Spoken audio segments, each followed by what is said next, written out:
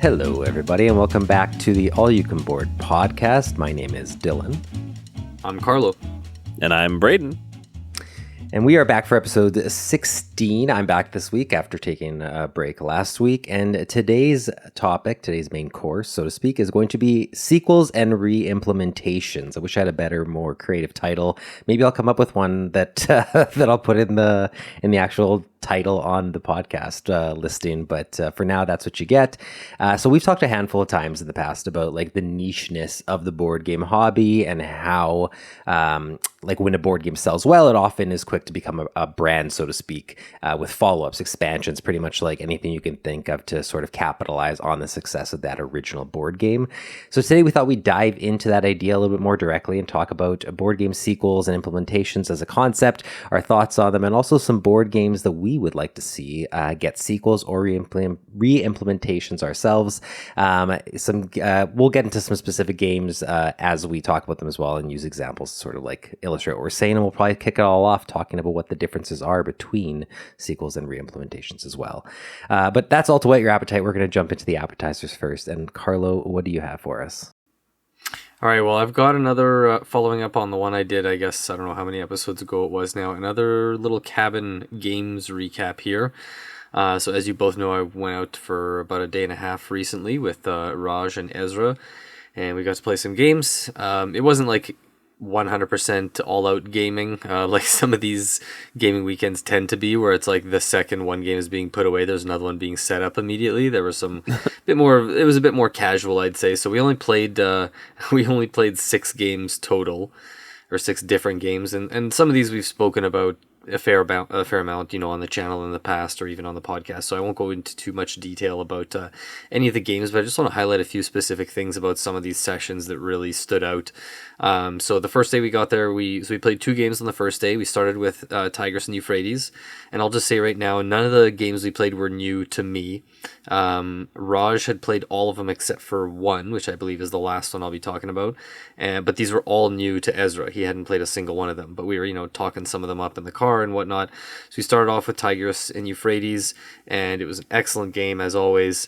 And the main thing I want to highlight about this is, like, because the game has the same setup and everything every time, like the only difference is your starting tiles that you have in your hand. And for those who don't know, a quick recap for listeners, it's like a civilization themed tile laying game.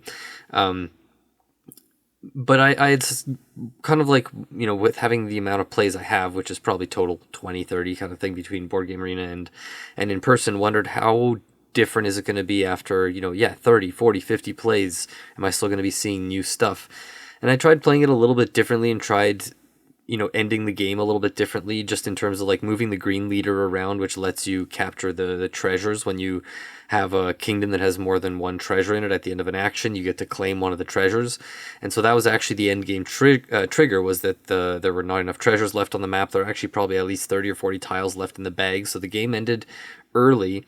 And for those who know, like, the scoring in that game is you have the 4 different colors of points, and whichever one you have the fewest of is your final score, right? So get this, it came down to not the first tiebreaker, not the second tiebreaker. It came down to, I guess, the third tiebreaker, because Raj and I were tied. My distribution of points was 7, 8, 8, 9, and he had 7, 8, 8, 12. So he beat me on the tiebreaker of the 4th color of points. Wow. That's pretty cool. Yeah.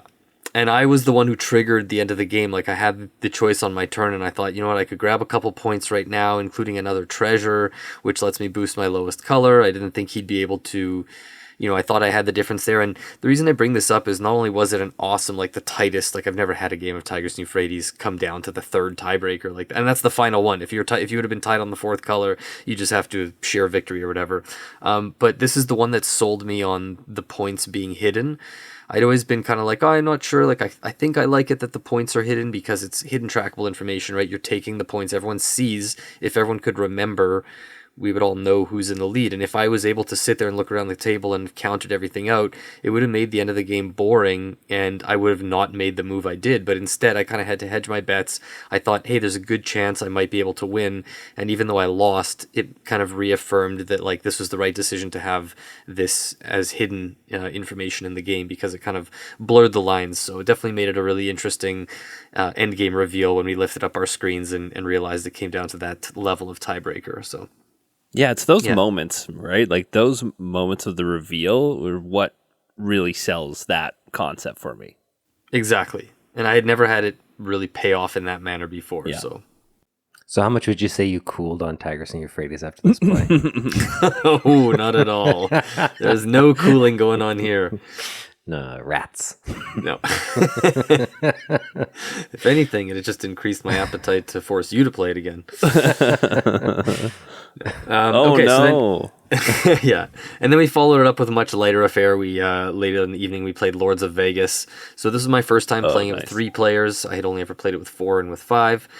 So with 3 players, you just have more turns each, because the length of the game, like the number of turns total, is about the same, just because of when that game over card pops up. So it felt like I had a bit more control than playing with 4 or 5 players. The negotiating felt a bit more selective, because you only have 2 players to negotiate with.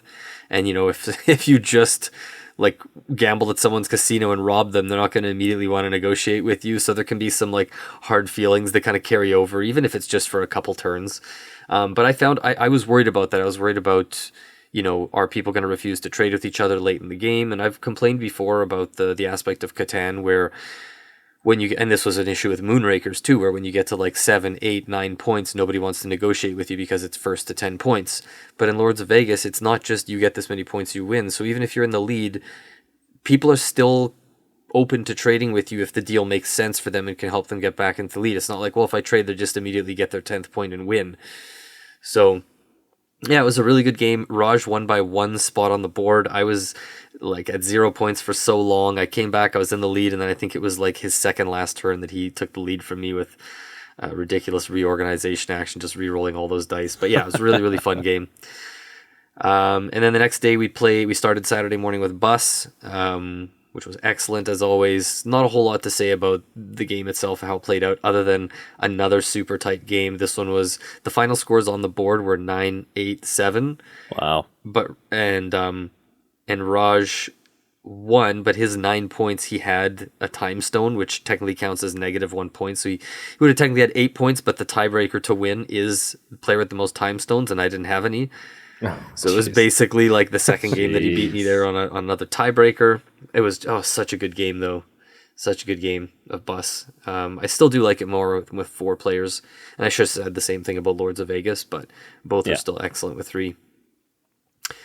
Then we played Arboretum, so this is the one that we had all played before. So quick rules refresher, and it was a tie game, and it came down to a tiebreaker again. And there was a moment where we thought that Raj won on the tiebreaker, and we were about to be quite upset because he was just winning every game. And then we realized that I actually won on the tiebreaker. But it was just a ruthless game, and yeah, continued the streak again of like the first 4 games we played were all either like ties or 1-point victories. Like it was just tons of super close games. Then we played 2 games of Through the Desert. After we played the first one, Ezra was immediately like, okay, now that I see what's going on, I really want to play this again. Like, I think he really liked it. I mean, I think he liked all the games we played, but so I finally turned the tides here and I won both the games of Through the Desert. And I'll say right now, the first game we played of this, I had, I think, 107 points, which like I've never cleared 100 in Through the Desert. And I know that points in this game depend on a lot of factors, player count, whatever.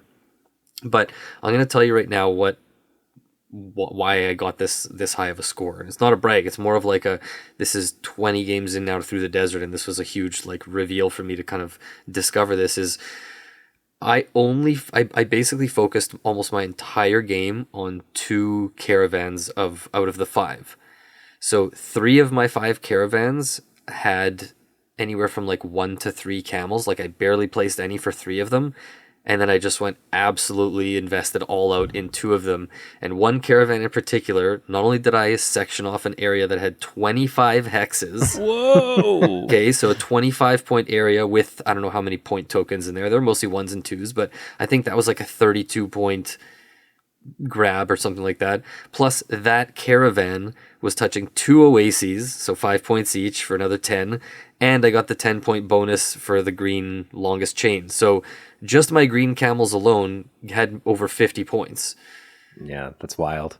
And I've never seen it play out like that, where you can really ignore 3 of your 5 colors almost entirely, but still rake in that many points with 2 colors to be able to win. And it's just, yeah, again, just similar to what I mentioned about Tigers New Phrase. It's cool to like play a game this many times that is so simple and doesn't have a ton of like variable setup necessarily. I mean, this one has more with the starting positions of the caravans and stuff, but just see it play out differently is, yeah, really, really rewarding.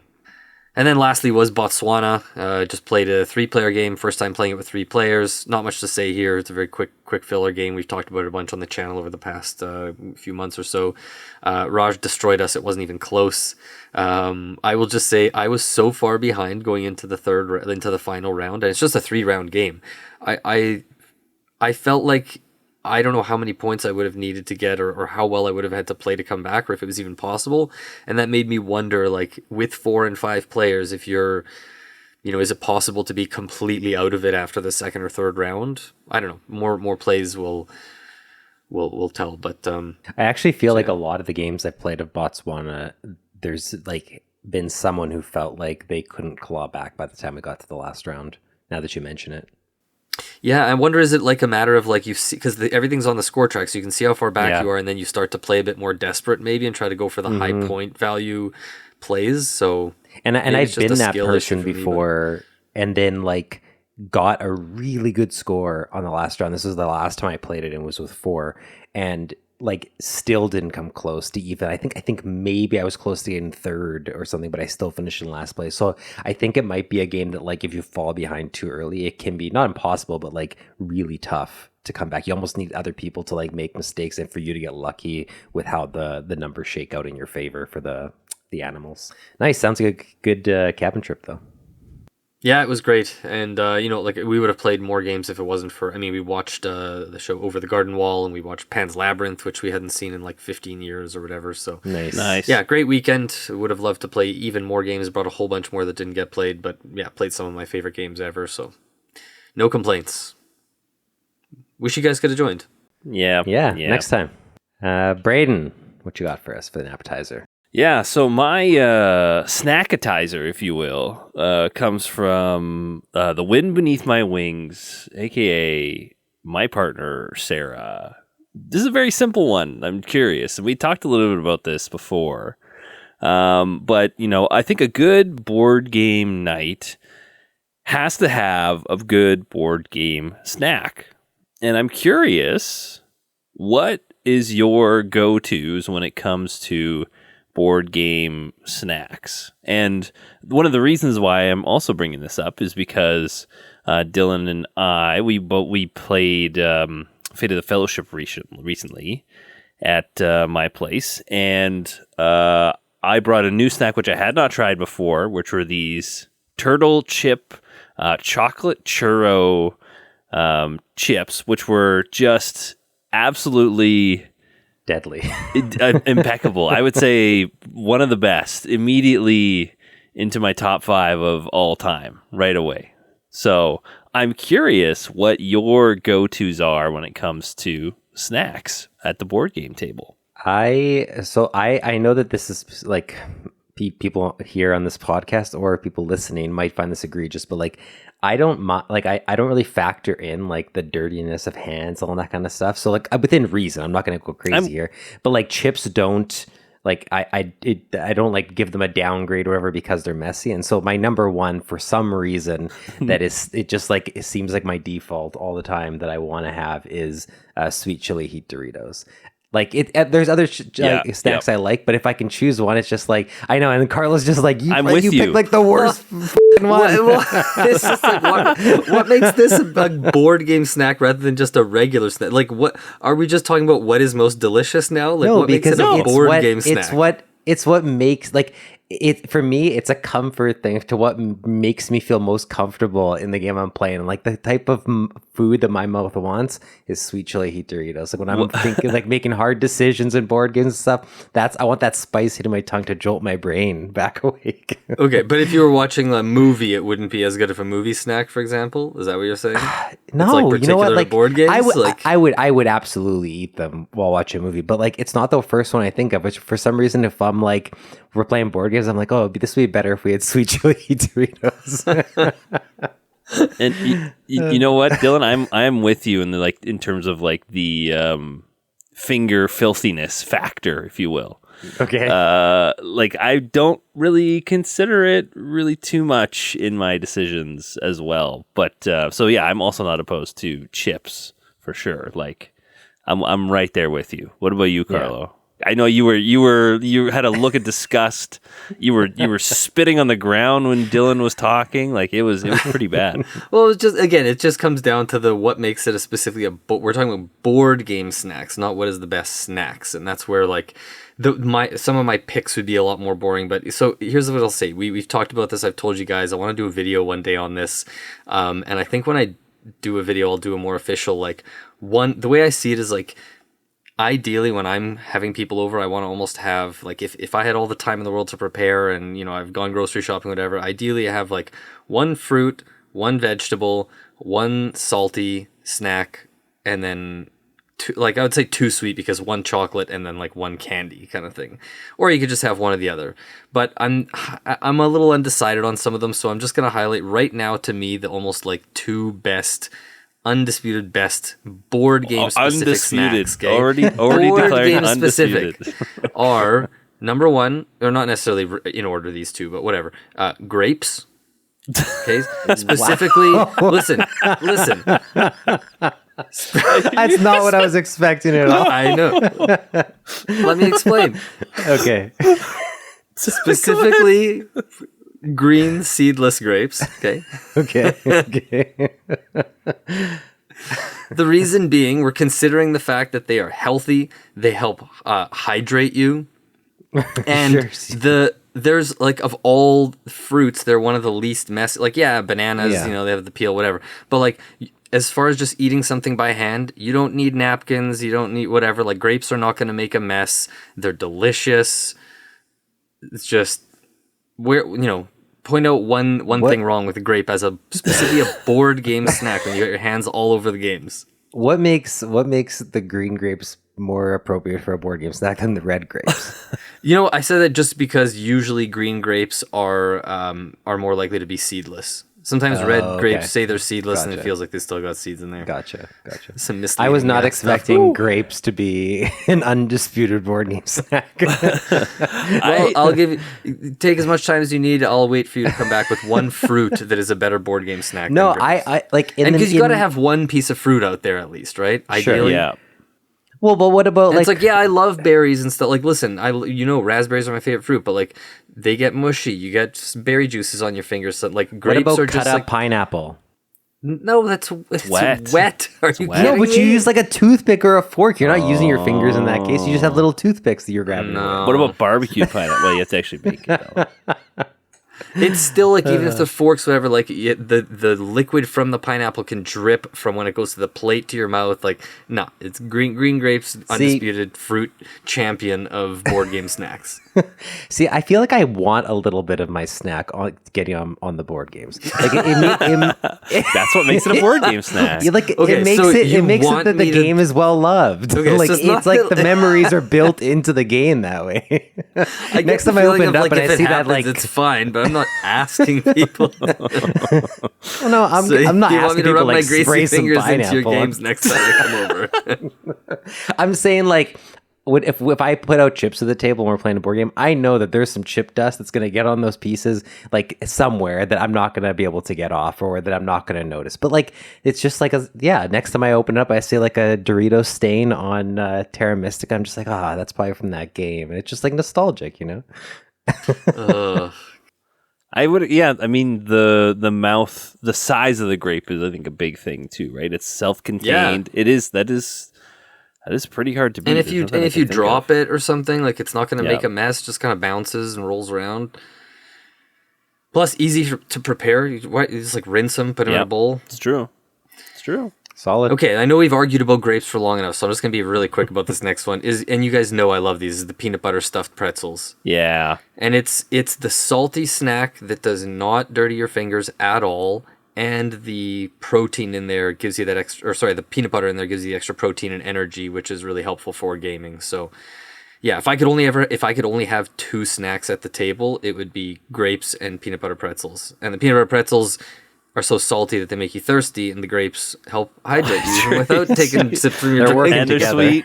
Yeah, sweet and salty. Okay. Yeah. No mess. You don't need napkins for grapes and peanut butter pretzels. This is good. Next time I host a game night at my place, I will have grapes and salty peanut butter. But like, how would you feel? Peanut butter? How would you feel, Pretzels. Carlo, if you showed up to play board games at my place and I had grapes and I had peanut butter pretzels, but I had like mixed them all together in one bowl? Oof, that's almost as bad as the sweet chili Doritos. What are we even doing here? I just like chaos, Yeah. Clearly, as we know by your mismatched socks. Yes, exactly. I'll have to post pictures of those in the Discord every time. That's what we should create a new channel in the Discord that it's just daily socks and it's just people post their sock choices. Braiden, I want to hear more from you though, because you've always, I feel like every time we go to your place, you've got like one of the most finely curated select. You always have like minimum 7 different treats, and there's that is true. Different sizes of bowls and plates for everyone to take to like. It's only because I just don't have any matching bowls, really. That's why. No. I just like experimenting, honestly, and like trying new snacks and seeing how people will react to them. I think Oreos are a big one, right? They're, similar to, not similar to grapes, but, the size is nice. Yes, they can get a little bit crumbly, but generally it's like 2 bites and they're done, right? Or if you're really a monster, 1 bite. Sure, why not? So I think those are ones. I think I'm sitting on. Have you guys ever tried the lemon pretzels from Costco? Do you know what I'm talking about? Like these, like sweet with like white chocolate around them at all?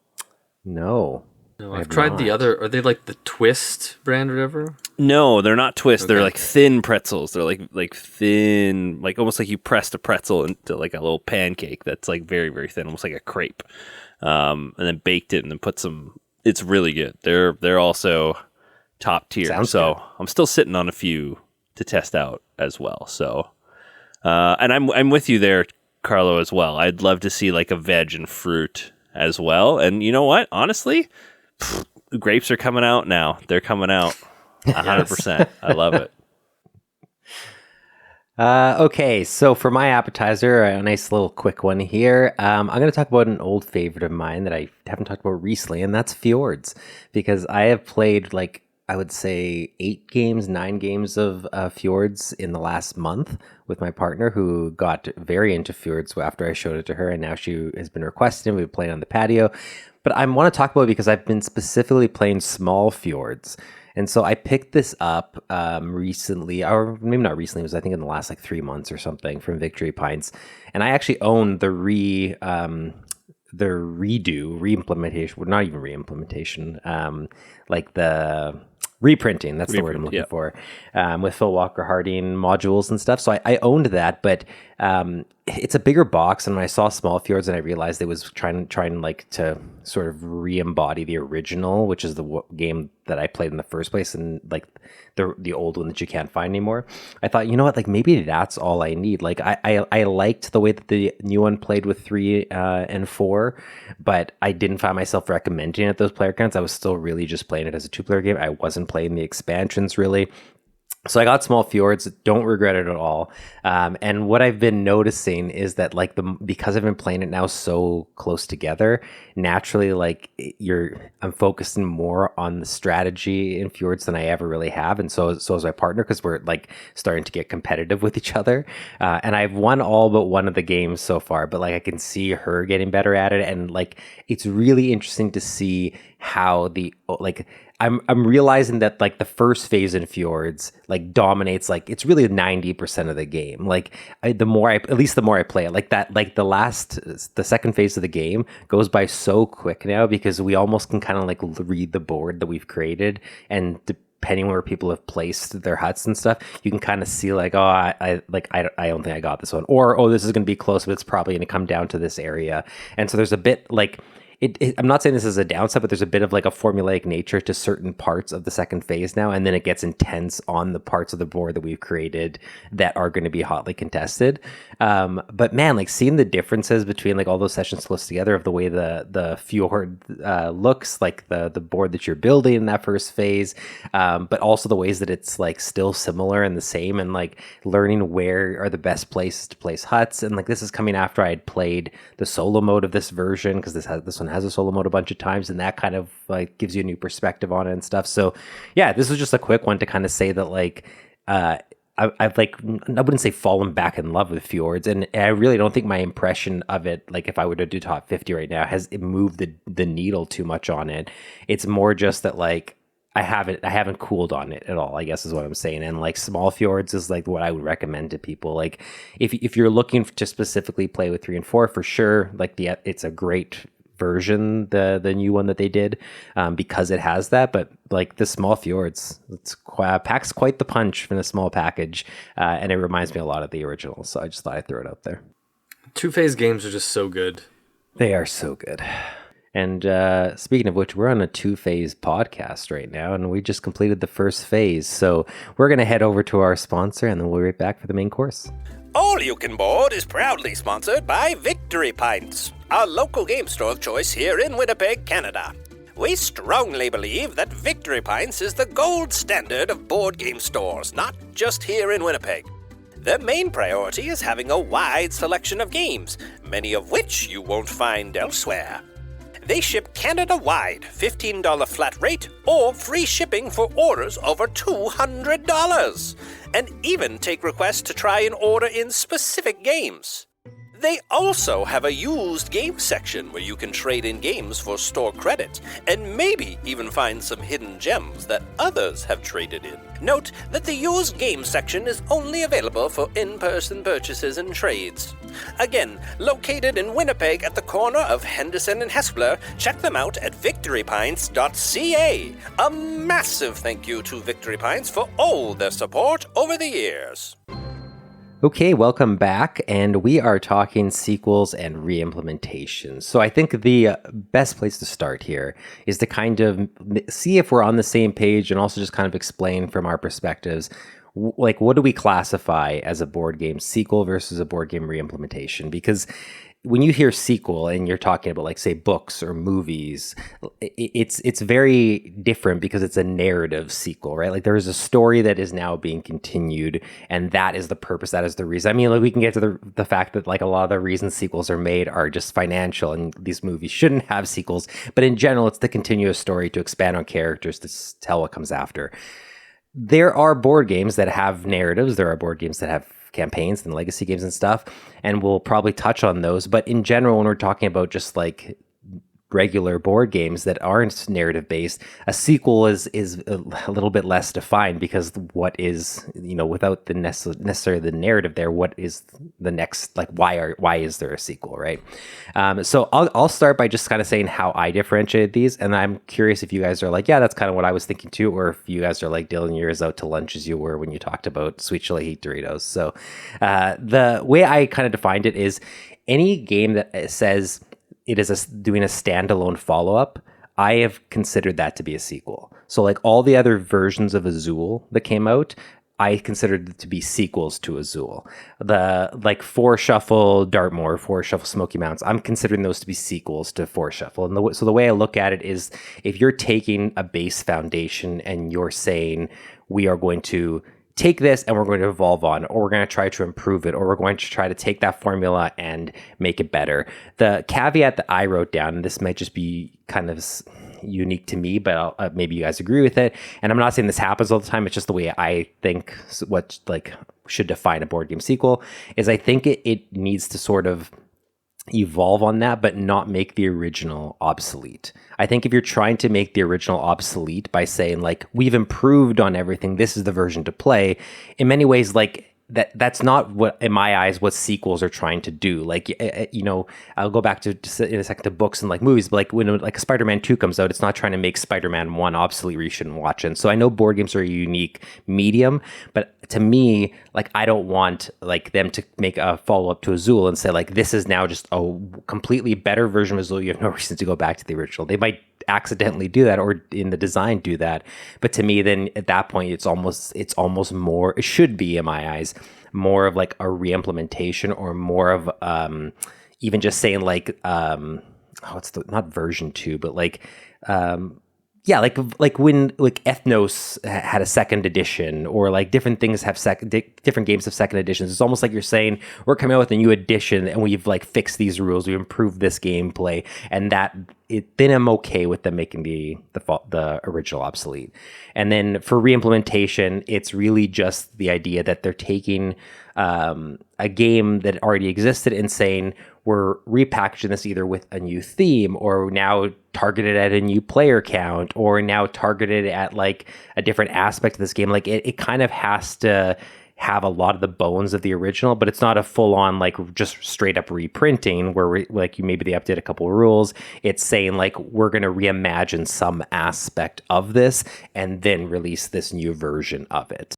Yeah, it was pretty much the same for me. Like I was thinking of Azul being the main example when it came to sequels like this.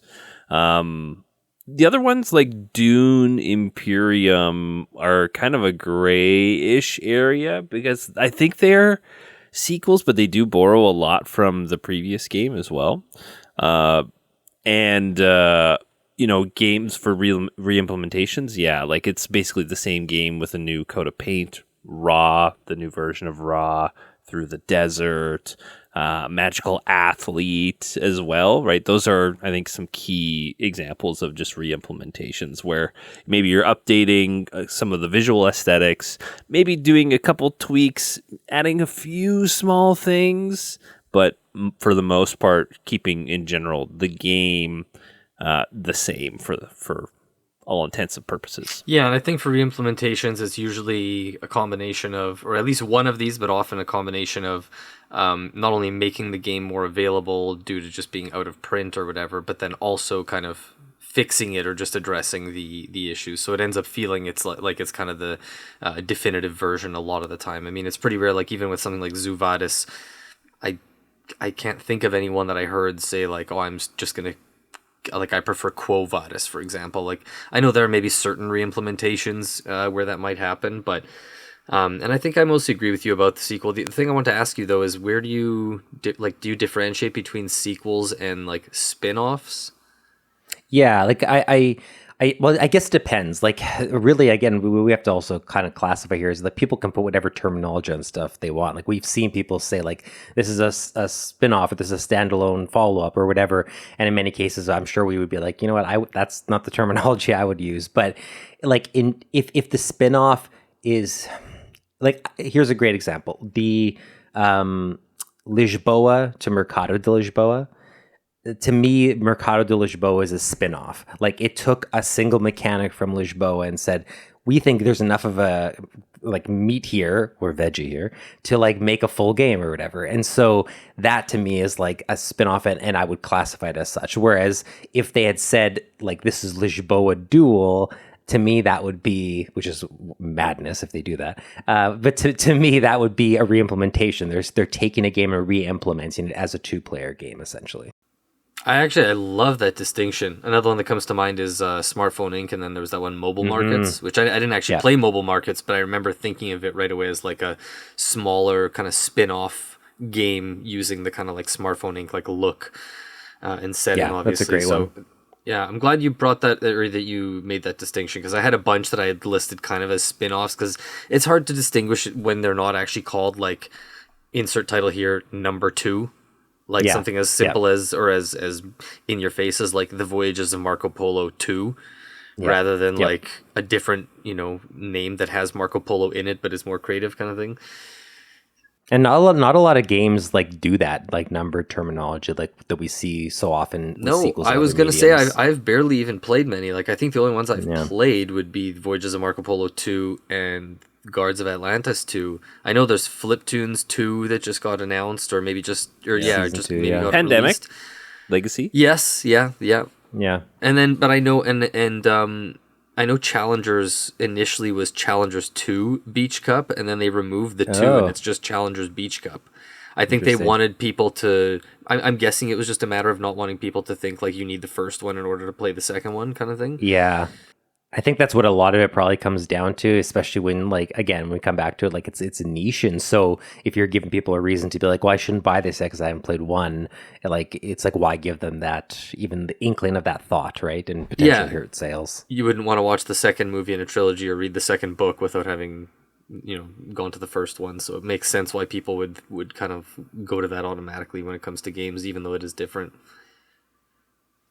So what I have a question. How do expansions fit in here? Because I know if I'm listening to this, I'm wondering, hey guys, where does that sit with you? So expansions is something that Carlo has mentioned before, and we kind of came up when we were talking about this episode, is that'll end up being like its own topic, and that's because expansions, like, that's a whole, like, for a lot of reasons, that's a whole other can of worms, and there's a lot there to discuss. Or bowl of Doritos. Or bowl of Doritos. But yeah, it's definitely like there's a distinction, and I would say that when I see like standalone expansion, that's even another, like, that would that is a Right. whole topic to discuss. Like, there's so many different classifications, and so I think that's why we had to like pick somewhere to split. Yeah. But yeah, expansions are definitely, I would say, its own thing, and we won't be addressing them here, but like, yeah, we're aware of them, and we will definitely talk about them at some point.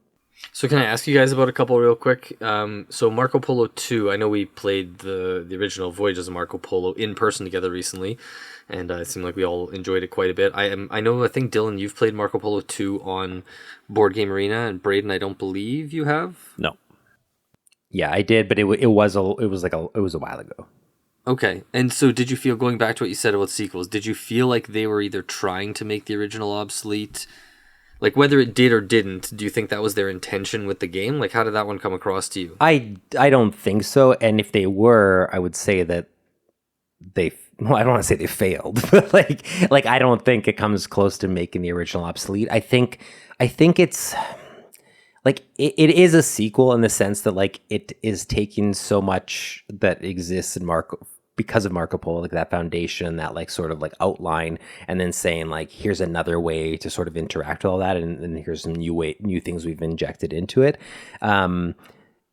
So like, it makes sense to me that there's like this numbering Marco Polo 2, but I think it would have functioned like as a sequel the exact same way if it was called like Marco Polo : whatever. I think it even has a subtitle, like Marco Polo 2. It's Yes, like, it does. Yeah, it's like in the service of the Khan or something. yeah, if they had just called it like, and maybe that's why they ended up with Marco Polo 2, because they're like, who's going to say Marco Polo in the service of the Khan to distinguish between the two, right?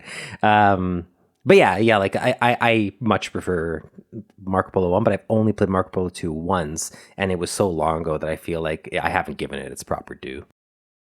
It just felt like they made a very similar version of the same game, but made it way more open and sandboxy. Yeah. Whereas Marco Polo had that very, like, obvious, like, tightness to it where you can't get everything done. Marco Polo 2 just kind of felt like it was a matter of where are you going to go, or how are you going to get this done, rather than will you be able to get it done.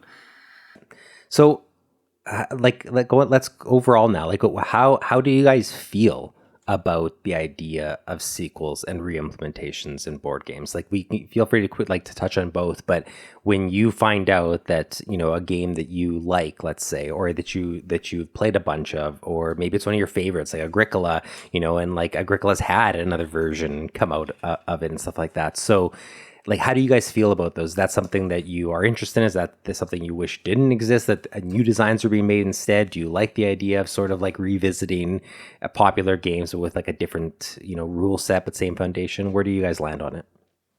I think for me, I would say I'm generally in favor of them. I think the way that I'm approaching this is if it's something that I like and that others like, continuing to explore that design space in that particular game, I think can only be a positive until it becomes really bad, I guess. But then you know that, right? Then that's the feedback that you get and that you learn and take away from saying, okay, this is what made this game so incredible. Adding this thing on really changes this dynamic in some way, or removing this one thing, whatever it is. So, thinking about going back to Azul, the original Zool versus something like the Queen's Garden, right? Pretty different in terms of the scope of it, even like how you're laying it, the shape of the tiles. Like it's not four sides,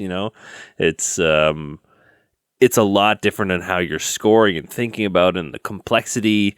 In that, I was like, it doesn't really hit for me the same. So, but I wouldn't necessarily know that. And again, exploring that design space, I think is welcome for me in general when we're talking about this. Yeah, it's interesting, just quickly before you jump in, Carlo, because you mentioned Azul, Braiden, and I had it written down. I had written down Azul comes out and it's really popular and it's a great game. So my initial thought is iterating on Azul is interesting. Like I'm curious to see, okay, now that you have the successful design and people like it, what else could you iterate with this foundation? Because you can play Azul and you can feel like, yeah, there is different things you could do with this system or this foundation. But iterating continuously to me is tiresome. And I would say that by the time we get to Queen's Garden, it's not that I think Queen's Garden's a bad game. It's not that I think that for someone, they're like, oh, this finally scratches the itch for me. I wanted a more complex Azul or whatever the case may be. It's just that, like, me personally, by the time you get to the fourth, it's no longer interesting, I would say, to me to continue to iterate on Azul. It then starts to feel, I was already Summer Pavilion, I think, was the third one, and I think that out of like all the additional ones, that's my favorite. And so it really was just like when they decided to do a fourth that I found that I was starting to get tiresome of it. But to me, it's like when you have an interesting design that sort of begs to have more done with it, then it's interesting to me, but like to an extent. Yeah, I agree. And that fourth one was the one that felt the most like a stretch to be like, it's a bit tenuous to still have the Azul tag on. Like, there's some familiar DNA, but it didn't feel as much like an Azul game as the other, as like Stained Glass of Sintra and Summer Pavilion.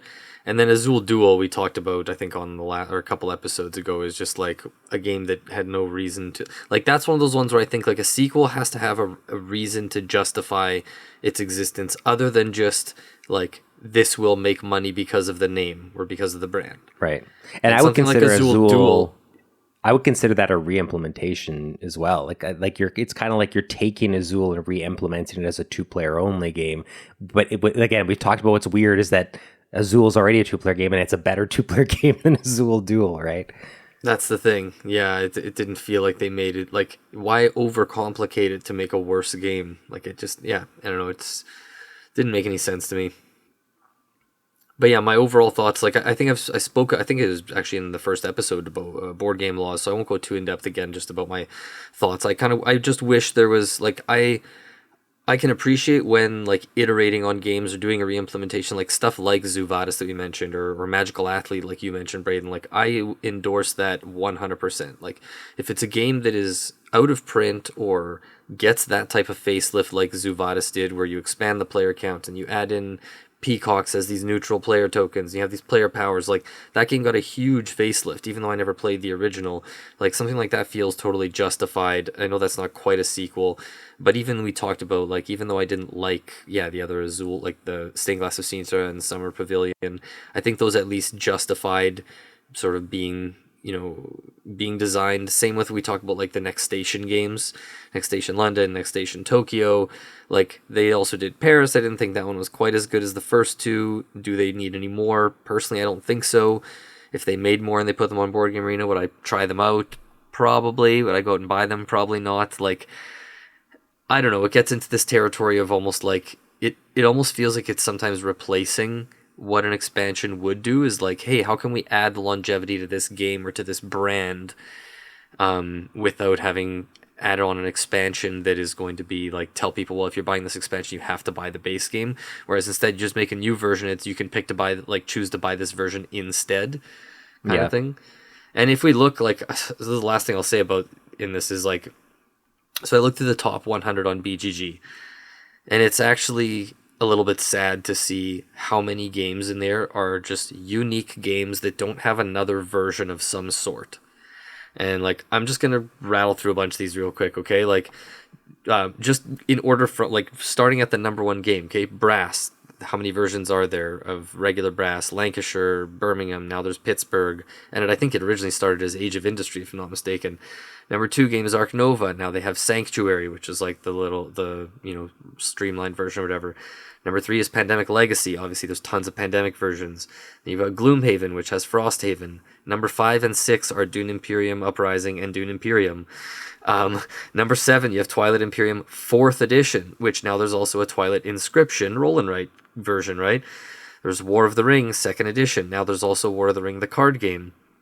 Then you got number 9, you got Terraforming Mars. And there's also Ares Expedition. There's the dice game. There's Legacy of Mars now coming out.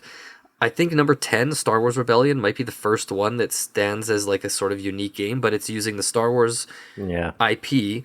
And I've heard people say it kind of feels like the Star Wars equivalent of War of the Ring. Like, I don't know how much truth there is to that. I don't know a ton about the game, but and then just some of the other ones here, like Spirit Island. You have Horizons of Spirit Island that they released. You have Gloomhaven Jaws of the Lion, which we already talked about. Gloomhaven. Gaia Project, which was kind of based off of Terra Mystica. Number 14 is SETI. That's the first one that I can comfortably say, other than maybe Star Wars Rebellion. Number 14 game where it's like, yep, this was not based off of anything prior, and it's new enough that they haven't re-implemented as of this it recording, yet. I was going to say, yeah. And then like, and there's so many. If you just keep going down lists, like Duel for Middle Earth, which is like Seven Wonders Duel. You got multiple versions of Great Western Trail, like Through the Ages, etc. It just goes on and on. Like even games I love, like Agricola has a revised and now a deluxe. Race for the Galaxy has Roll for the Galaxy and Jump Drive and all this stuff. Like even Tigris and Euphrates had Yellow and Yangtze. Like everything seems to have another version. Yeah, and like it's not.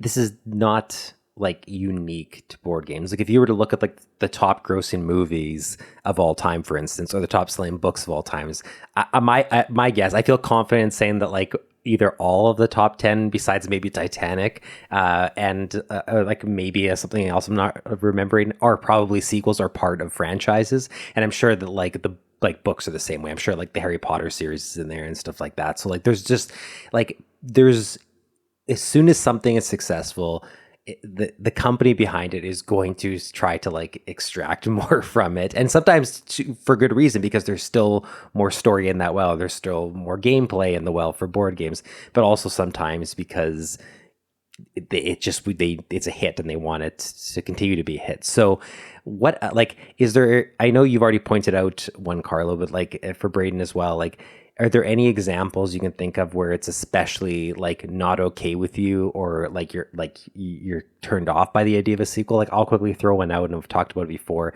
and this is an interesting one because I love the game, I just don't like the way they did it, and that's the 4 Shuffle follow-ups.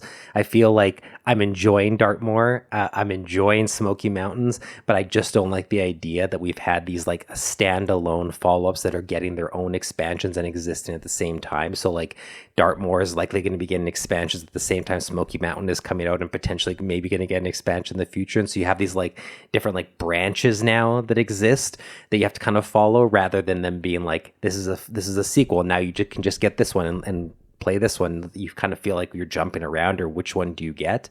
That's like a thing that I wish they would get away from, and just there'd be more clarity and more transparency around the board game industry. Like you don't have to tell me this is a sequel, but just like be consistent with it, and don't feel the need to like always be like, this is just a standalone follow-up, but you can also expand it here. You can also like, just like, I don't know, it just feels convoluted. It feels more complicated than it needs to be. And it feels like it's because the nicheness of the industry, and someone gets a hit and they're like, whoa, stop the presses. We're a 4 Shuffle company now. You know what I mean?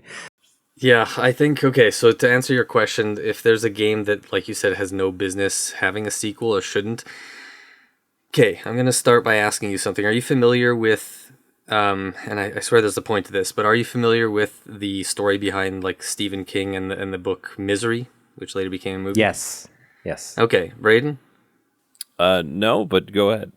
Okay, well, so and some of the I should confirm that I haven't like verified my sources to make sure this is 100% accurate, but apparently, so like Stephen King was obviously known early on like being a really good like writer of like horror stories, and then he wrote a book called Eyes of the Dragon, which was a fantasy book. There might be other ones that played into this as well.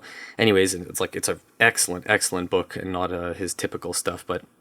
Anyway, the story goes that apparently a bunch of his fans were kind of disappointed that he went away from writing horror stories and started doing other stuff, and they wanted him to kind of like write what they wanted him to write. And so the book Misery is about a writer who like crashes their car in the mountains and gets rescued by like one of their fans who basically like holds this person captive to write the story that she wants them to write.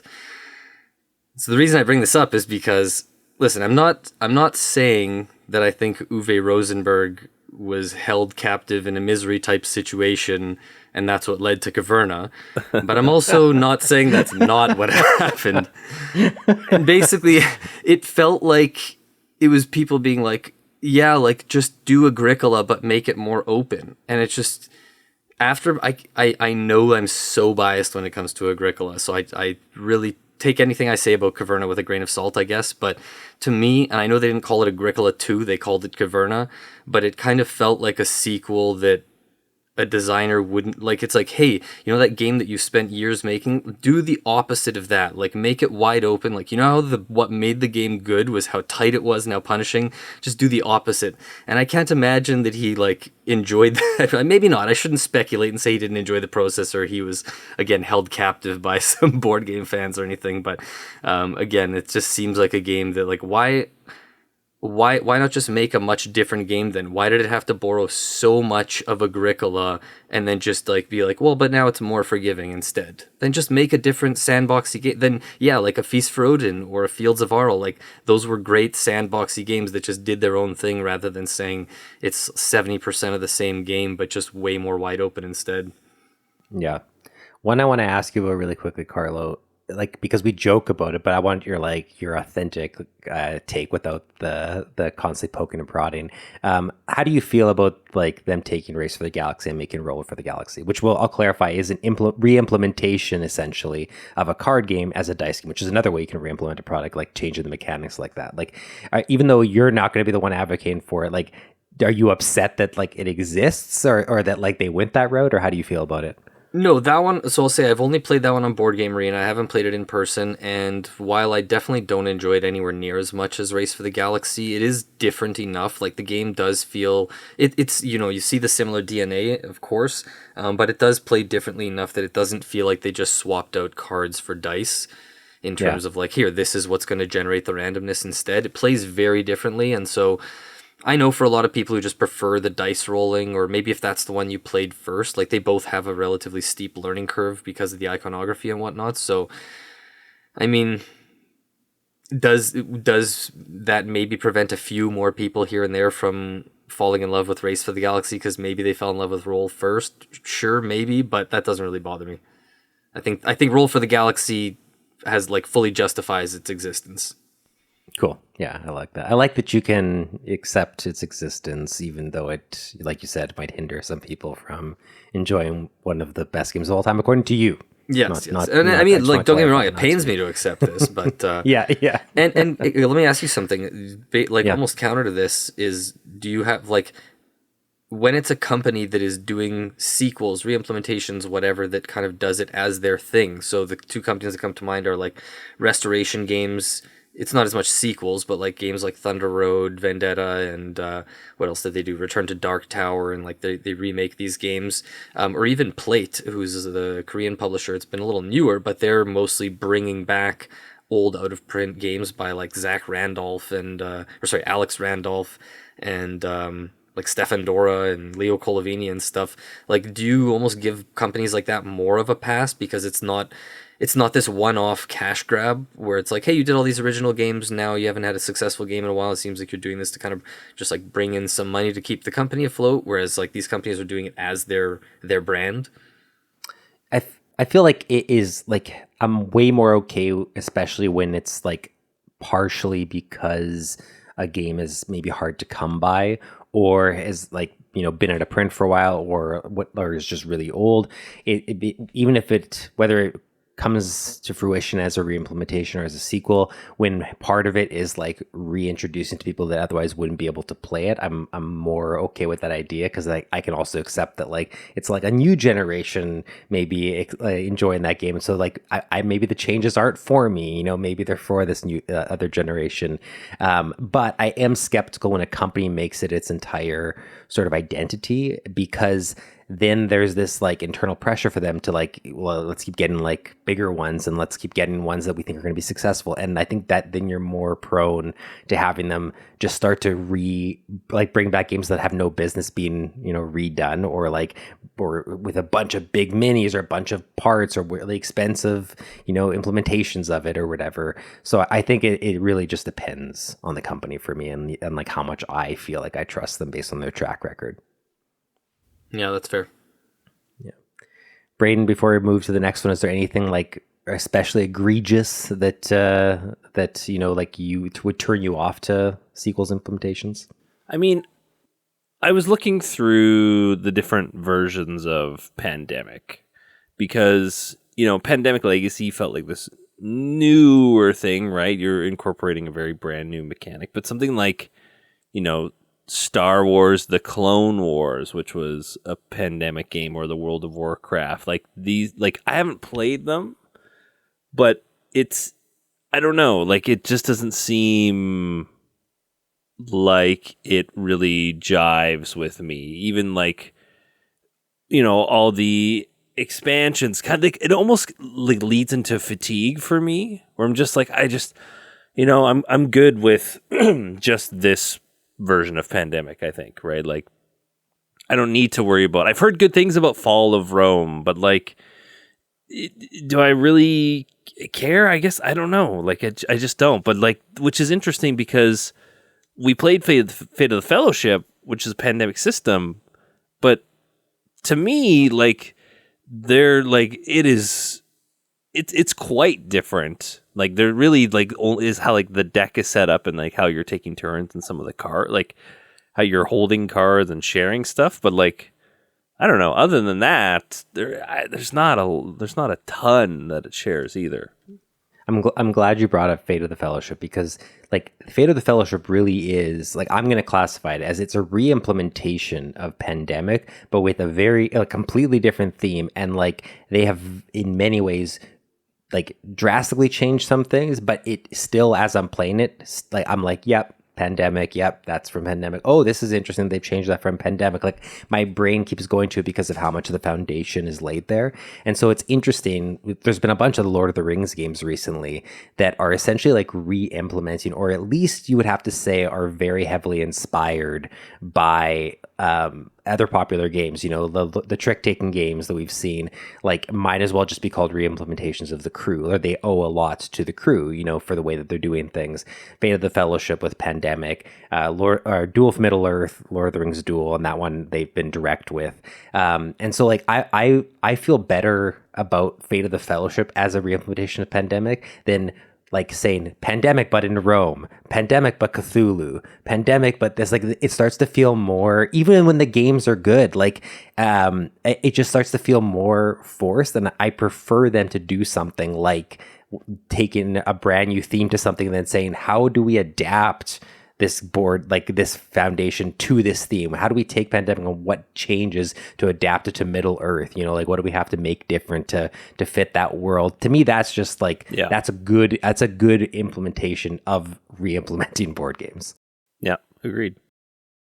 And just before we move on, something I wrote down that I also want to say is like board games to me, like in the way that a sequel to like a movie has to take us narratively to a new place, I feel like I want the board game to like mechanically sort of like take me to a new place. So like with the sequel, keep telling me the quote unquote story of the like of your system, but like what's the next thing your system can do? What's the next step to like evolve in the system? Let me feel that like a narrative thread, so to speak, rather than just being like the same components but the game's different, or it's the exact same thing but a different theme. You know, like to me, that's when a designer's like, there's more story to my mechanics, and that's interesting to me. Let's say going from Kingdom Builder to Winter Kingdom. That's a great example. Like, honestly, yeah, great one. I'm surprised it took that long to come up. That's a great one. I know I'm kicking myself now for not having thought of that as an example from before. But before we move on, I need to ask you guys something, because I feel like it's sort of the elephant in the room here, because we are such big Knizia fans. Obviously, Knizia is known, and some people criticize him sometimes for how often he iterates on designs or like has re-implementation. I mean, we talked about Zuvatis, but we talked about very positively that aspect. But like, you know, he had his tiling trilogy of Through the Desert, Samurai, and Tigris and Euphrates. Then he did his more modern day trilogy I haven't played Samurai or I guess Yellow and Yangtze of these 6 games, but then like Blue Lagoon is kind of a redo or like inspired by Through the Desert, and Babylonia is inspired by Samurai, and etc. And I look at these, like I have 4 of these on my shelf, and I don't really want to get rid of any of them. They all still feel different enough to me. But then we look across his catalog. We talked not long ago about Cosmolancer, which was formerly Kingdoms, and there's Pinatas, which was Marshmallow Test and Voodoo Prince, and now there's Gold Country, which was Spectaculum, and et cetera, et cetera. How do you guys feel about this stuff when it comes to Knizia? And does it change when it's like bringing back games that are 30 years old? And do we give him a pass because his games are so good? But I think that's like I'm okay with it, and I even enjoy it because like kind of what I'm saying. Like to me, that's the most interesting form of a board game sequel. Where it's like a sequel to the mechanics. You know what I mean? Like I'm going to use another example of Uwe Rosenberg with Patchwork, Cottage Garden, Indian Summer, the one I'm missing there. But like Spring Meadow. Spring Meadow. But those sort of like feel like mechanical sequels. It's saying like I have more to say about polyominoes, like my polyomino system, but like this, my polyomino system, but like this. Like to me, that's the type of sequel I want to see in board games. Like I feel like sometimes when I see standalone follow-up, it's because it wasn't as elegant as that to be like a mechanical sequel, but they needed to do something new in the line. Whereas like you didn't have like if for a successful game like Patchwork, you would have expected we would have got the equivalent of like a Patchwork 2 with like, here's this new kind of quilt system, or here's this new kind of thing, like, but it very much like Patchwork. Whereas like, yes, we got all these new re-themes and everything, but like he really just said, okay, but now I'm going to do it like Cottage Garden. And Cottage Garden's fairly different to Patchwork, right? Like the DNA's there, but to me, that's the most interesting type of sequel. Like I'd like to see more of that. Like, don't follow up on a game, follow up on mechanics that are interesting in a game. Yeah, and I think the thing with Knizia too is even just comparing like Blue Lagoon to Babylonia, let's say, right? You've got islands which are similar, or I mean, yeah, they're separated in some way. Hexes, like the base foundation is there, but a lot of the times the decisions are not a lot different, but in terms of like, you know, for Babylonia, you're thinking, okay, can I squeak this out here versus what I have here? Plus also what you have in your hand is different, right? The dynamics I think are different enough that it actually, the gameplay ends up being different rather than kind of the same thing, but rethemed or changed in some way. I think, yeah, that iteration, they do a good job of, you know, the decision space is similar, but definitely it's distinctly different. So let's keep talking about some specific games. So we're going to talk about some board games that we would want a sequel to, and just kind of quickly an explanation of why that is. So I'll kick things off. I'm going to throw out the 3 games and I'll give some quick explanation here. So the ones that I thought of that I would be like, yes, I would be down for a sequel to this, as defined at the start of the episode, would be Earthborn Rangers, A Feast for Odin, not the Danes, and Libertalia. Specifically Libertalia Winds of Galecrest. And so my rationale here, Earthborn Rangers, narrative-based game, and so I have to throw it on here. It's almost like a bit of a cheat. I know there already is something announced, but it seems to be like it's going to be kind of different, like going in a different direction. I think that there's way more to do with the mechanics built as they are in Northern Rangers. We'll wait to see what this new version is, but that's just one that I feel like they've only kind of scratched the surface of what you can do.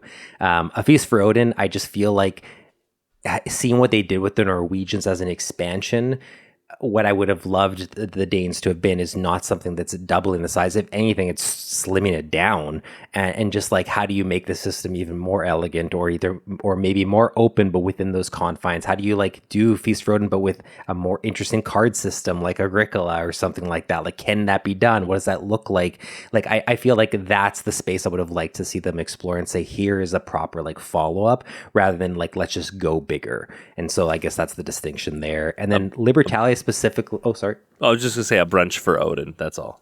A brunch for Odin, yeah. Every meal has to get one. A dinner for Odin. And then Libertalia, I just like, that's one that like I think that there is a rich potential there to say like, one, just a whole bunch of new cards and with new abilities, and like stretch out what is possible within sort of the confines of that system. How do you add to that system without bloating it? How do you like create maybe some more interesting tiles? The abilities that are on the board, what can you do to make that more interchangeable or to have more of them? Like, that just seems like now that they did Winds of Galecrest and sort of evolved on Libertalia, the original, I'd love to just say, okay, like this still works and there's still like untapped potential here. I think someone should sort of say like 40 new cards, different kind of board or whatever, and like, let's see what Libertalia can do. So those are the three I came up with. Yeah, I only really came up with one, and it is the Guild of Merchant Explorers, to see a sequel to it. I think I played the heck out of all the content on BGA, and I would just love to see either if it's a different setting with different maps and additional rules. I think that would just be fantastic. That would really wet my whistle, if you would. I'm so jealous of that pick, Braiden. That's a great pick. Thank you.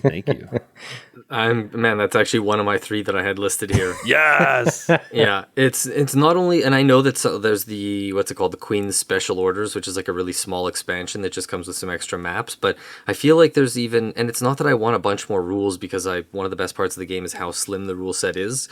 But it just feels like a system that could have more to it, and that could give you even more out of the base box. So yeah, I think having a sequel to that one would be great. The other two I'm going to mention, so one is Mille Fiori. This is a Reiner Knizia game, and what I'm thinking of here is sort of you know how they did Fromage and Formaggio? Oh yeah. That kind of thing, because Mille Fiori, you have the 4 quadrants. And we talked about when we played how one of the quadrants, I mean, we've only played it 2 or 3 times, but one of the quadrants seems like it always gets used the least. And I think because they're just kind of mini games that can intersect however, I think having another version where you could sort of plug and play, take out whichever quadrants you want and have your 4 mini games. I don't know if it would be easy to balance or if it would work, but I feel like it would just add some of the excitement back in for Mille Fiori. That's a great one. Oh, yes. More Fiori. Or Mille Miori. It doesn't make sense. No, More Fiori for sure. Let's move on. Cut that in the edit. And the last one I'll say, this one might surprise you. Sushi Go. You know why? Oh, because the base version of Sushi Go, I've played so many times, and it just never gets played at my house. Like, I can't remember the last time Sushi Go got played at my house. At this point, the only advantage to me of Sushi Go is the portability, the small box. But if I'm going to bring it somewhere, I've played it so many times, I've played it out so much over the years, that I would probably just bring a different game instead. But the problem is Sushi Go Party, which gives that variety, is a bigger box that I just never really bring anywhere. So if there was just like a Sushi Go 2, or like a whatever different edition that just had different set collection, like I would maybe buy that just to like kind of start playing Sushi Go a bit more again without having because it's nice to have a really small box game that is just pure drafting. Yeah. But again, it's just like once you've played Sushi Go however many times, it kind of, you've seen everything there is to see. Tushi Go. Tushi, yes, yes. There's been a lot of puns this episode. I think Braiden's happy. I was about to jump in, but I won't embarrass myself again. I'll leave that to you guys to. Okay, so same question, re-implementations. I have two for this one. One is I would love them to re-implement Oath Chronicles of Exile and Empire as a 2-player game. Yes. Specifically because I think it would be easier to get together with just one other person and have it be continuous, and kind of tracking a journal together would be really, really fun. And just seeing what they could do to kind of like come up, like take the compelling nature of Oath that you would have with a larger player count and distill it down to what 2 players are doing. I just think that would be like, maybe that would make Oath accessible. And we talk about how interesting Oath was. It would be super cool to go back to it in that way.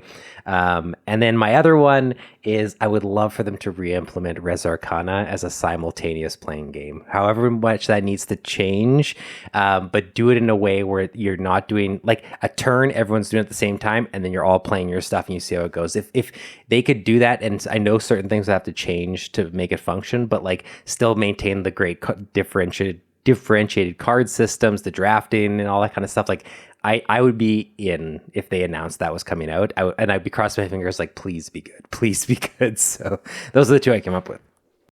You just blew my mind with the simultaneous action Res Arcana. I'm jealous I didn't think of that. As long as they don't call it Res Arcana kind of simultaneous expansion or something. Yeah. Like come up with a good name or something. Now I'm trying to think of a name. A pun name. It'll come to me. It'll come to me. What do you guys got? Yeah, the one I had here, which I'm not 100% convinced, to be honest, though, too, which is hilarious because it was mentioned earlier in the episode, was I put down Smartphone Inc. ? Like, I know there's mobile markets, right? That does fit like along with there too.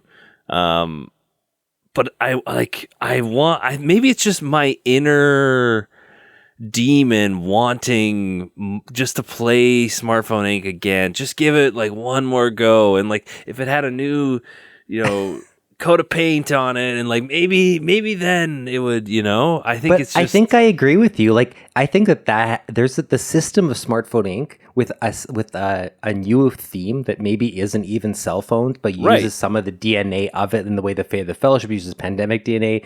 Like there's a lot about that system, and we've seen some of that like the gameplay mechanics, like the covering of the pad tiles and stuff is close to cafe and stuff like that. But like there's more they could do with the systems in Smartphone Inc. if they decide to sort of like make a sequel again, like we said, to the mechanics rather than to like the game Smartphone Inc. Yeah, I think there's something there, and it's compelling, and it's compelling me to talk about it. I'm with you. Yeah, that's a good pick.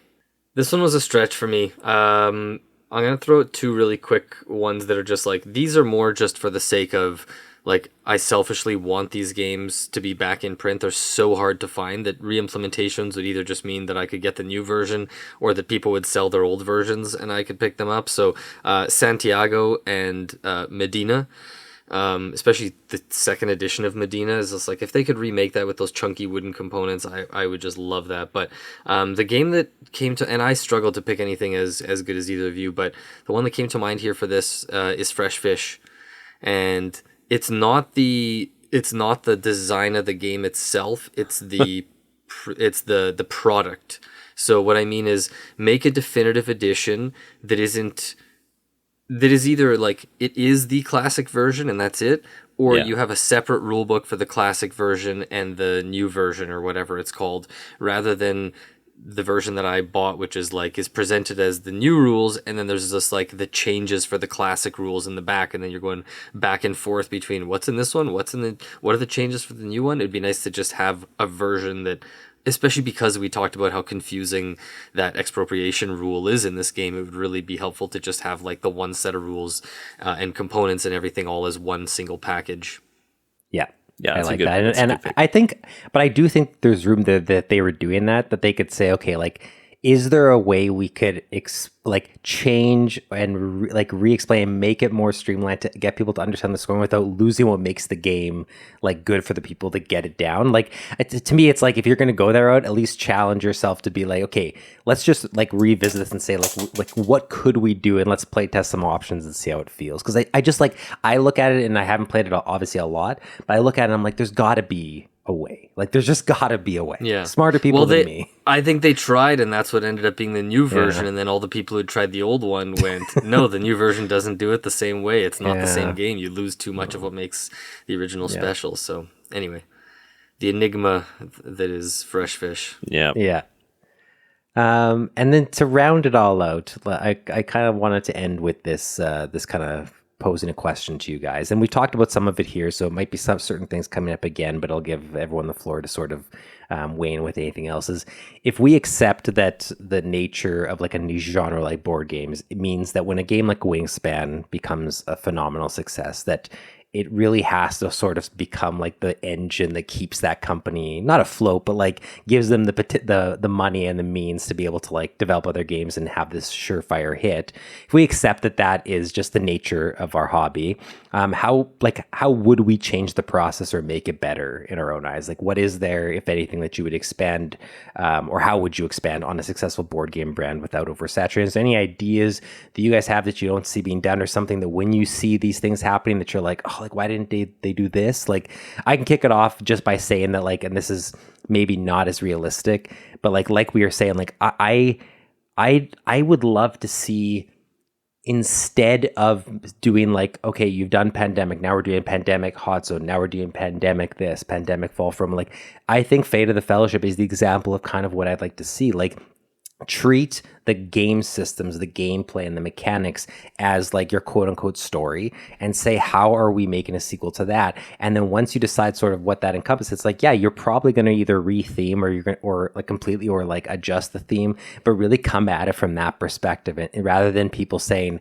we have this hit called Wingspan, so now we got to do Finspan, and now we got to do Dragonspan or Wormspan, and now we got to do Wingspan Pocket, and now we got to do Wingspan. Like, you know, like, I get it and I understand, and I'm not going to necessarily fault them for it, but if I could sort of like have my cake and eat it too, it would be like, if what people loved about Wingspan was the cuteness and everything, and you know what, to be fair, I haven't played Finspan and Wormspan, maybe that is sort of how those feel when they're played. Maybe it does feel more like it's a sequel to Wingspan, but that's just the route I'd love to see them take more. I just feel like, you know, my wishes here are coming up against the fact that for board games, when you have a hit, you kind of have no choice but to, on some level, cash in on it because of how hard it is to make money in this industry. Yep. So,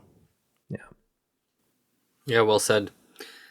I will say, like, I've said this before about other things too. Like, it's easier said than done, because I'm not in a position where I have to rely on this financially. Like, I'm not a board game publisher, so, like, you know, if this was my livelihood, I might look at things a little bit differently. But I think it's, like, if you're looking at things from the standpoint of, do people want to actually play this game, rather than, like, can I convince people that they should want this, or can I convince people that they should need this? And that's what a lot of the sequels and deluxe versions and whatever come out. It's not that people are asking for this, it's that a company sees an opportunity to be able to convince people that this is something that they need, regardless of whether they actually wanted it beforehand. And I think if we were just going with a bit more of that guiding principle of, like, will people want to play this, is this something people are asking for, kind of thing. But the other thing is just to do, I think in order to have a successful sequel, it touches on something you mentioned before, Dylan, is I think it has to be familiar, but also, like, unmistakably different, in the sense that I'm gonna give two examples that are in gaming but are outside of board gaming. Okay, just video games. One being Metroid Prime 2 Echoes. When you're playing it, all the controls are the same as Metroid Prime. You know you're playing in the same game. You're looking through Samus's visor. It's all the same. But the weapons you have, the fact that there's a light and a dark world, and all these kinds of things, there's never a second where you're playing where you would be like, is this Metroid Prime 1? No, you know exactly that you were playing a different game. Same with, like, let's just N64, we got Legend of Zelda Ocarina of Time, and then they came out with Majora's Mask. You're running around as Link, you know, going through temples, like, all of the kind of framework is the same. You turn on the game, you know how to play, but this whole like time loop thing is like, whoa, this is such a different game. So it just feels like it has to feel like you know exactly what you're doing, but you also feel like you're in a completely different environment, if that makes sense.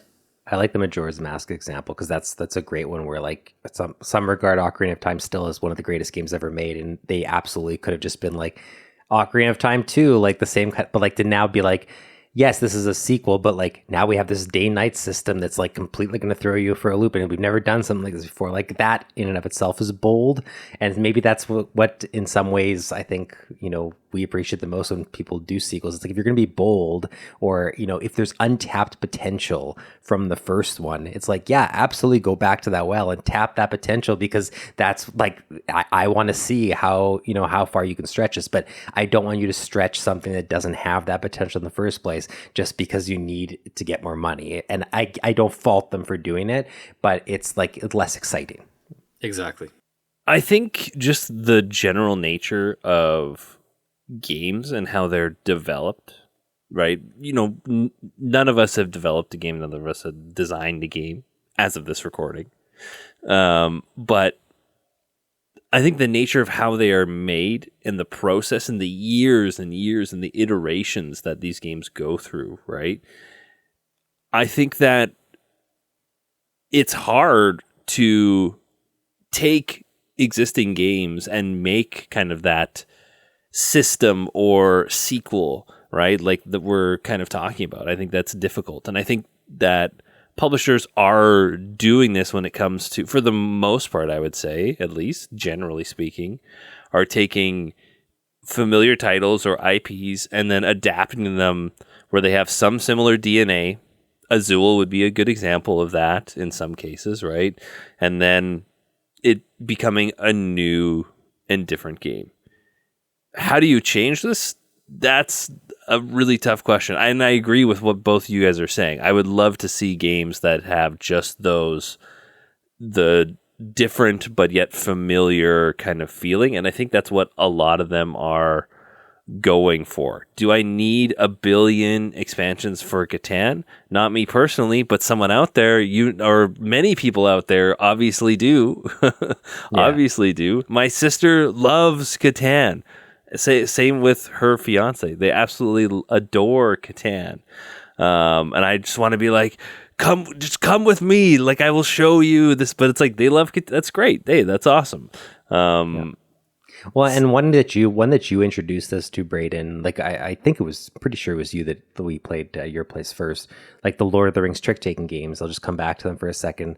Like them sort of, in many ways, it re-implements the crew, but if you look at it as like, at least like, you know, I think largely it re-implements the crew, and maybe they're not officially saying that, but I would almost say it's like mechanically it's a sequel to the crew. Like it's like you're taking everything that the crew is able to do, and I know the crew has like direct sequels and stuff, but you're taking that and saying, well, now here's an option that has a solo mode built in. Here's an option that uses like Middle Earth, and we're making a trilogy out of it. Like here's all these different characters, and now it's more tied to the characters and their abilities, and their like like rather than these specific cards or whatever that it was in the crew. Like they took ideas and said, how can we sort of like evolve that or take the untapped potential of what we had in the first place and adapt that to Lord of the Rings. And I just think that like I'm impressed, I would say, by the way that like a brand like Lord of the Rings that absolutely could have just like phoned it in and just cashed in on stuff and just like really slapped the Lord of the Rings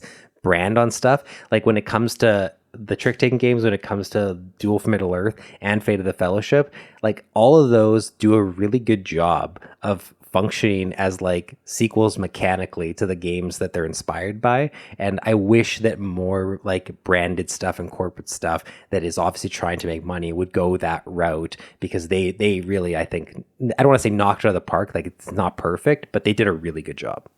Yeah, and Lord of the Rings did that with Stratego, with the Lord of the Rings The Confrontation, like 30 years ago as well. Yeah, or 20. Lord of the Rings doesn't mess around. No, sir. And sorry, there's one game that I just thought of that would be potentially great for a sequel in some cases, potentially. This could be Sky Team in a different setting of some sort as well. Maybe that's a good one. You know, that would also be, I think, potentially, yeah, again, another one that's ripe and just almost like- certainly being worked on. It's a very And good it doesn't pick. have to. Yeah, it doesn't even have to all be like, oh, this is a different type of travel now or whatever, but like something where you have like that dynamic of like pilot, co-pilot, like two people working a job or something or a system and like having to work together. Like, I think you're right. Like lots untapped that they could do. And you know what? Maybe they're already thinking about that because Sky Team has been largely successful, I think. So Yes, sir. Almost guarantee it. Bomb diffuser team. yeah. Ground Team. Don't hire me for your marketing. I think bomb diffuser team is just bomb busters. Braiden. I was gonna say that. Well, that has been a very meaty episode, very veggie episode. Braiden, do you have anything else you want to add there? Oh, I was gonna say Rez in concert. And on that note, we're gonna. No, I'm just kidding.